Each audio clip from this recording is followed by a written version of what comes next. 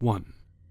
Please be aware that while the following story contains no actual animal cruelty, there is a reference to a dead fox. In Norway, everyone's got cabins. They own a house, and then they have a cabin they sleep in at the holidays or weekends. I own one. It's not very far from my house, maybe only 5 kilometers. A few years ago, we slept over at the cabin. It was fall and about the time when it begins to get dark. You see, in Norway, it's either light 24/7 or it's dark 24/7. In the summer it's light, and in the winter it's dark. And when it's fall, it begins to get dark. Close to the cabin, there is a barn. An old man in the closest town to where we live owns it, and it was he we bought the cabin from. He is the grandson of a real guy that used to live there. He lived there through World War II and experienced lots of things. He almost got killed by a soldier from Germany, because the Germans were after him. He was caught having radios and guns in his house, and he needed to escape around the area he lived in, sleeping over at friends and others so the Germans wouldn't find him. But back to the story. It wasn't late, but still dark. I was only 10 or 11, I think.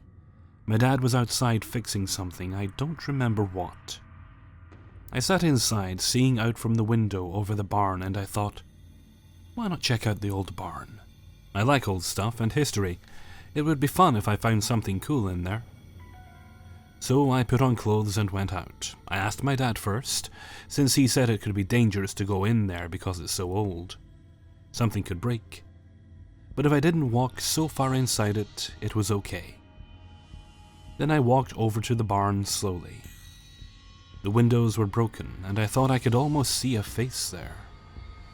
I just saw away. I kept on walking a little bit until I saw inside the barn and remembered that I needed a flashlight. I turned around and walked back. Just then a chilly gust hit my neck. I began to run back. I got my flashlight and turned it on as I walked back. The wind became colder. As I got closer, it became stronger too. But I kept on walking. When I got to the barn, I flashed inside it. I saw so much old stuff, and just as I was gonna step into the barn, I heard a noise. Or several noises. First a sawing sound, like someone sawed with a saw in some planks. Then hammering, like someone hammered a nail into planks, and then, the most chilling thing, it still sends chills down my spine to this day, a scream. That was when I ran. I ran as fast as I could, back to the cabin. I told my dad, and he said it could be the herons down by the sea. But no. It was inside the barn. But my dad didn't believe me. My mom said it could be squirrels since we've seen them inside the barn before, but no. How can a squirrel use a saw and a hammer? And then scream? It was a loud scream, I remember that, but my dad didn't hear it. Even though the barn is about 50 meters away from the cabin. I was shocked. The next day I went to investigate with my dad. What we found in the very same room the sounds came from is chilling. I saw a hammer on a table, and behind it, a dead fox hanging from the ceiling. When I saw the fox, I thought a little more about the scream. And it sounded like a fox scream. But a dead fox can't scream.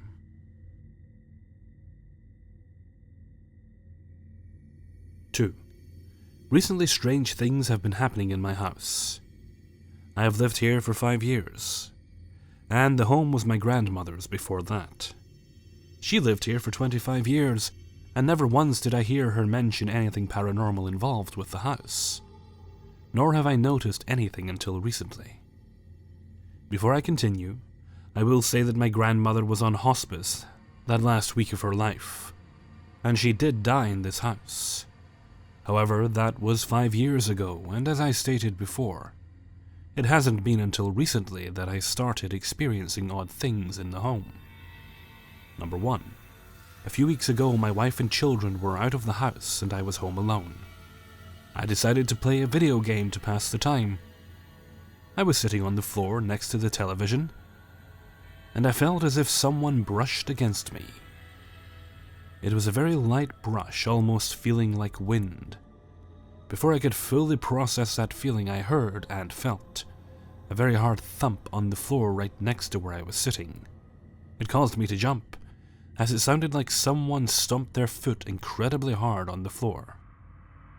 I was alone in the house, and I cannot explain this. Number 2. 4 or 5 nights ago, my wife and I are in bed. Our youngest wasn't feeling well and was sleeping in between us, and our oldest was staying at his grandparents' for the night. My wife was asleep and I was laying there with lights off, reading on my phone.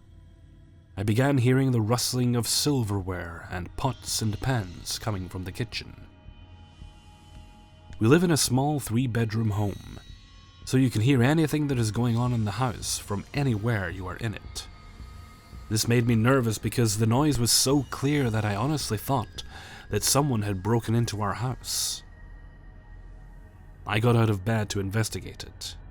When I got to the kitchen, nothing was disturbed. The countertops were clean, the sink was empty, there was nothing out of place. I checked all the doors and windows in the house, and they were all locked up tight.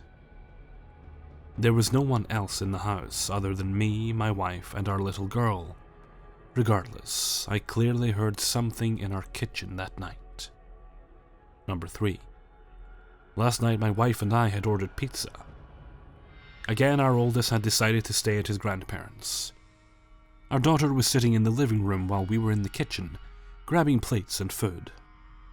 Out of nowhere, our daughter begins screaming. I run into the living room, and she is pointing at the corner of the room and screaming. I grabbed her and calmed her down, but she was clearly nervous about the corner. She kept glancing over to it. There wasn't anyone or anything there.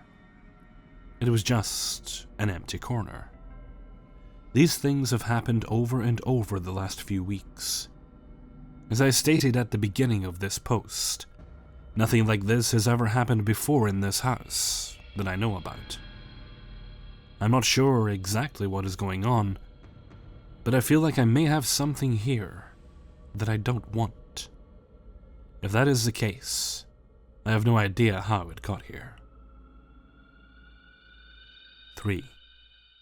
About 2 years or so ago, I don't know the exact date, I was at my aunt's house and sitting in the living room I was sleeping in, and was FaceTiming my sister.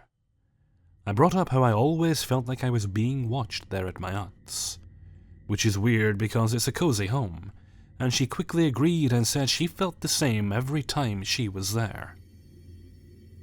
We didn't really talk about it all too much, and before long I told her I was going to go to bed, so we said goodnight, and I turned the lights off and laid down.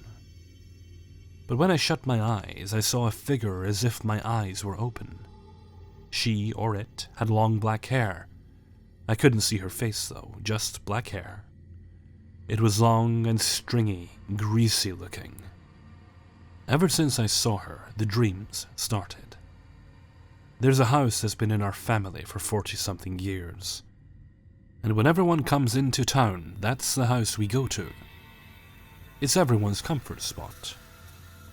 Well, except for mine and my sister's. It's over 100 years old, and scares the living shit out of us. My sister and I never stay the night there, not if we can help it. Everyone asks us why we're so scared of it, but we can't explain it. Maybe it's because all of the ghost stories we've heard, even one about a demon that came because my uncle did a Ouija board when he was younger. They laugh at us and call us weird, but we don't care. I bring up this house because every single dream I have had of either myself or my mom being possessed, it's always there. Mostly by the stairs, I always woke up repeating, "I rebuke you in the name of Jesus," in my head. Thankfully, I haven't had one of those dreams in a long time. My sister used to have them too, but I think they stopped for her also. Until 2 nights ago. Earlier, we were FaceTiming and I was talking about a weird dream I had, because my dreams are usually always weird and funny to tell. She asked if I wanted to hear about the dream she had, and I said yes. I love hearing about dreams. Well, she began telling me that she had a dream she was possessed. Of course, I got worried, because those dreams are really scary. She continues to tell me that she was looking in a mirror, but it wasn't her face. It was the demons. She was yelling at it in her mind to get out. But when she tried to say, "I rebuke you in the name of Jesus," no words came out. Then, without me asking, she proceeds to tell me that all she could see was black hair and no face. My eyes go wide and my heart drops, because what the fuck? I then asked if she didn't remember when I saw that at her aunt's. Her eyes went wide too, and she asks if I'm screwing with her. I wasn't. I asked if she had long, greasy and stringy looking hair. She starts to flip out, causing me to flip out. I ask her if, by any chance, her dream was by the stairs. It was, under them, in a little closet. So I don't know what's happening. This isn't a coincidence. We haven't talked about what I saw in a long time. Why would she dream the same things I do, the same demon or spirit, in the same place we both hate, and get so freaked out at? If any of you have any advice or could give some type of explanation, it would be really helpful. I'll update if anything else happens. Hopefully the dreams don't start back up for me. 4. When I was 12 years old, my mother met a new guy and shortly after got pregnant. So we moved to my new stepdad's house. It was very uncomfortable the first night my brother and I were alone in that house. My mother and her new boyfriend went to our previous apartment to take the last things out, and we both heard the staircase cracking. The stairs are made of iron handles and wooden steps. It was winter, so the heating was on, and we blamed it on wooden steps just drying, the house settling, and so we didn't think much of it. Then my half-brother was born, and the whole family was sitting at the table, except my little half-brother. The dining room had direct view on the staircase and bedrooms, and the bathroom were at the top of the staircase. And my mother faced the staircase, and saw the ghost of a woman going from the master bedroom where my mother and her boyfriend slept, and at that hour my half-brother slept in there, to the bathroom that was directly across their bedroom. My mother said to me, "Did you see that woman?" I was sitting right next to her, and of course I didn't see her, so I said no. And from that day on it started. In my room, my brother and I were sleeping in the same room. There were always noises, especially when the blinds were closed, and it was absolute darkness in the room. Duvets were pulled off of me almost every night. Every day I woke up at the same hour, to minute exact. And one time 2 books fell from the bookshelves.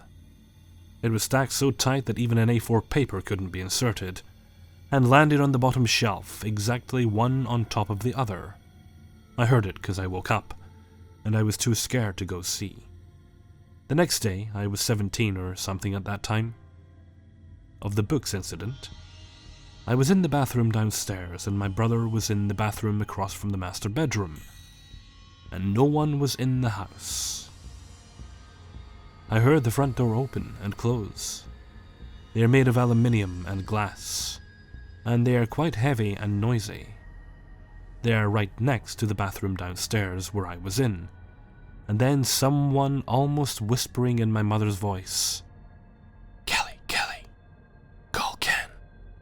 My brother, who was in the upper bathroom, and I said, "Okay." And then again, more forceful and urging, Kelly, call Ken." And then I heard the door again opening and closing, and when I got out, I called my brother really loud, and he answered, and I said that mother wants him to help her or something. And in that exact moment, my mother comes in, and right off the bat I tell her, "Yeah, I called him, he will be right there, and I heard you the first 3 times. And she said, "What the hell are you talking about?" "I was, till now, working on the vines and came here. How did you know I needed him?" And I said, "I heard you." You said to call him like a few minutes ago."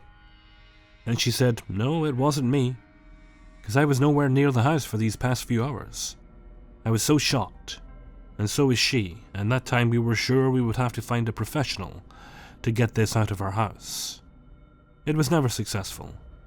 To this day, when I go near my old room, I get chills, and don't even want to go in there. How do I get rid of this?" 5. Me and my girlfriend came back from Ottawa to stay at my parents' place, so we could work the JFL and Osheaga festivals. My parents have been doing renovations for the past few months in the bedrooms, so there was no place for us to stay upstairs. We brought the guest bed in the basement, and we had a place to sleep while we were there. Now, I have always thought the basement was haunted since I was a kid. I would go in the basement to play my video games, but I would refuse to go down alone late at night. It always gave me that bad vibe, like as if something was watching me, like one of those bad feelings you get when you enter a dark forest at night. So my girlfriend has been having bad dreams since we started sleeping in the basement for about 2 weeks before this happens. Nothing crazy, just the regular bad dreams. But every single night. Coincidence? I think not. Fast forward to the other night. I start having a bad dream over the stupidest thing ever. I don't remember exactly what it was, but it was something along the lines of she didn't trust me enough to tell me something and it upset me. So I wake up, realizing it was a dream, but obviously I can't fall asleep right away again. Right at that moment, I started hearing footsteps above me. I figured it was my parents or my sister getting something from the fridge, or a glass of water, since the kitchen was right above us. The only weird part is that it seemed like the footsteps were just roaming around the kitchen without stopping anywhere in particular. After about 2 or 3 minutes, I hear the basement door creak open, and the footsteps coming down the stairs. At this point, I start to slightly panic, but I'm sure it's my sister coming down to ask me a question or something. Once the footsteps reached the basement, I saw what looked like my sister wearing a white hoodie and a Phantom of the Opera looking face mask, and slowly making their way towards the bed. At this point, I'm not sure what to think because I want to believe it's my sister pulling a prank on me. But it didn't look like her, nor have the exact build. So I start yelling, "Vic, this isn't funny. Get the fuck out. This isn't cool. I'm trying to sleep." My girlfriend, who was half awake at this point, tried to calm me down and ask me what was going on.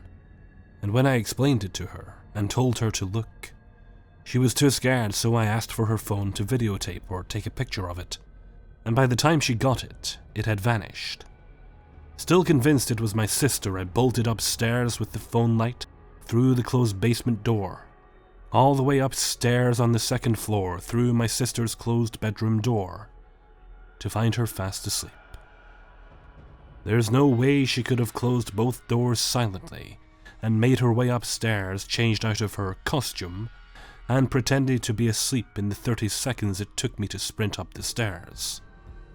I ran back down and fully explained everything to my girlfriend, and she told me she also heard the footsteps and thought it was my parents. By that point we had looked at the time and it was 3:15 a.m. The next morning I asked everyone in the house if they had woken up at 3 a.m. and went down in the kitchen, and they all told me that they were fast asleep at that time. My sister even came down confused because she had received a text from me at 3 a.m. telling her off, and had no idea what it was all about. Can anyone tell me how or why this happened? Maybe give me some advice on how to deal with future occurrences. Anything helps. Hey everybody, Hellfreezer here, and thank you very much for listening to 5 True Paranormal Stories, episode 69. Behave, I know what you're thinking. Big thanks to everybody who allowed me to use their stories in this video. I hope you guys all have a nice weekend. I'm going to be putting videos out anyway, but they might be a bit later because I'm not going to push myself very hard to get them done, Going to try and rest as much as I can. Try and, well, at the very least, get over this flu I've got. If not all the other things that are causing me troubles right now. So hopefully I can at least get that sorted. We'll see. Okay, and with that I'm going to head off for now. So until next time, thank you very much for listening, and take very good care of yourselves.